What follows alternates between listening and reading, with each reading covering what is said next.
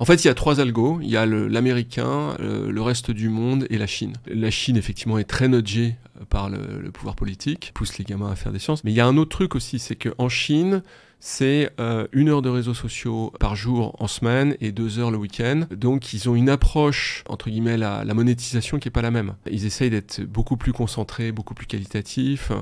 Alors que quand vous avez illimité dans les usages, vous avez tendance à un peu plus délayer les bons contenus, ce genre de choses. Et ils ont effectivement ces contraintes politiques qui sont très très fortes. Aux États-Unis, c'est un petit peu différent, c'est que ils essayent de pas se mettre le régulateur sur le dos, qui les a vraiment dans le rétroviseur. Ils essayent d'être hyper neutres dans la façon dont ils présentent les contenus. Il y a un truc qui est vachement intéressant qui s'est passé en Russie, c'est quand la guerre en Ukraine a été déclenchée, le kaki a été retiré totalement de TikTok.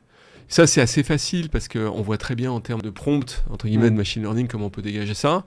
Ils se sont dit, waouh, on sait pas très bien comment on traite ce truc. On retire tout ce qui ressemble à un truc militaire. Qu'est-ce qui symbolise le mieux ça? C'est le kaki. Donc, ils ont dégagé tout le kaki et ils l'ont fait en l'espace de quelques heures, quoi.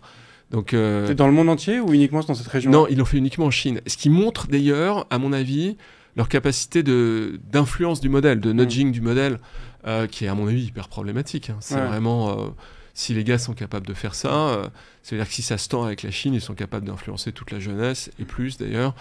Donc pour moi, c'est une plateforme qu'il faut vraiment mettre sous observation. Ouais.